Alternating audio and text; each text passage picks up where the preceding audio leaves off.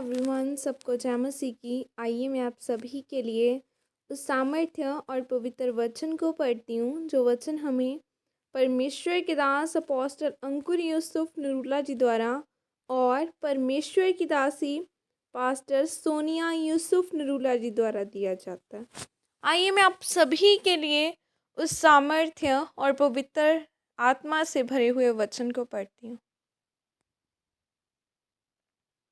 बिना किसी विषय के प्रार्थना करें, जैसे कि पवित्र बाइबल एस्तर 4:16 में लिखा है, तू जाकर शूशन के सब यहूदियों को इकट्ठा कर और तुम सब मिलकर मेरे निमित्त उपवास करो।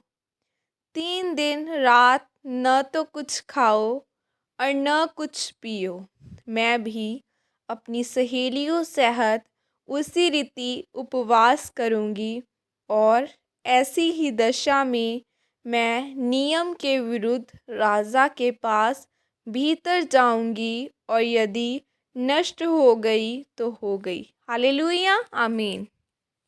मेरे प्रियो, आज बहुत सारे लोग चाहते हैं कि उनका परिवार, उनका मोहल्ला बदले, लेकिन अगर उनसे पूछें कि आप कितनी घंटे प्रार्थना करते हैं तो वो कहते हैं आधा घंटा या 1 घंटा। लेकिन आप अपने आसपास के लोगों को तभी बदल सकते हैं जब आप खुद परमेश्वर के साथ जुड़े हुए हों और बिना किसी मकसद के, बिना किसी विषय के रोज़ रोज़ परमेश्वर की हजूरी में जाते हो।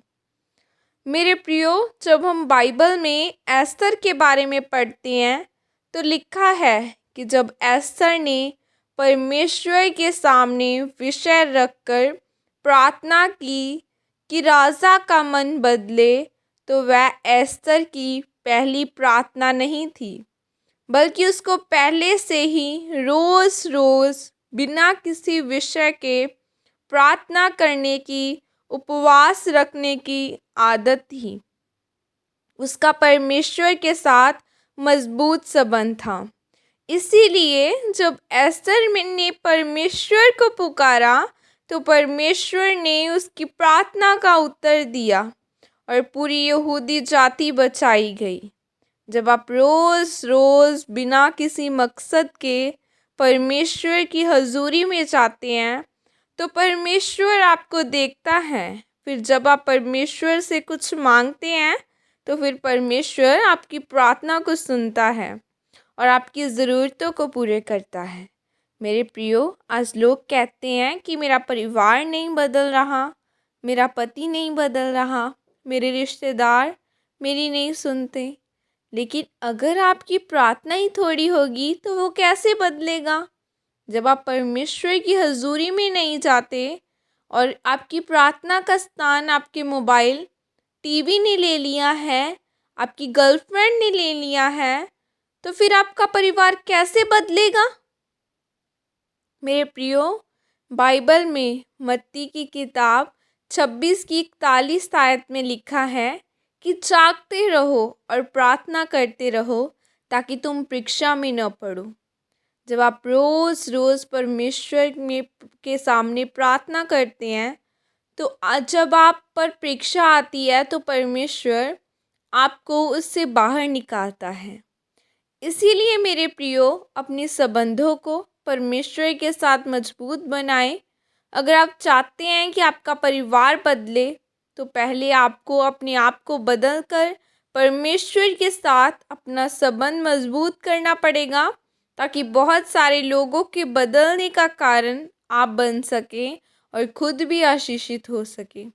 परमेश्वर आपको इस वचन के द्वारा आशीषित करे, आमीन। यह अंगीकार आपकी तरफ से किया जाए। सर्वशक्तिमान परमेश्वर, मैं इस वचन के लिए पिता आपका धन्यवाद करती हूँ और पिता परमेश्वर, मैं अंगीकार करती हूँ कि मैं अपने हर एक पाप को छोड़कर आपकी उपस्थिति में जाऊंगी और प्रार्थना में समय को बिताऊंगी ताकि मैं आपकी मर्जी को पूरी कर सकूं और बहुत से लोगों के बदलाव का कारण बन सकूं। प्रभु यीशु मसीह के सामर्थ्य नाम में मांगती हूँ, आमीन। सबको जय मसीह की। God bless you all. खुदावन का पवित्र आत्मा, खुदा का रूह आप सबको छुए। मैं आप सबको खुदा के लहू में छुपाती हूँ। प्रभु यीशु मसीह के सामर्थ्य नाम में मांगती हूँ, आमीन। सबको जय मसीह की। God bless you.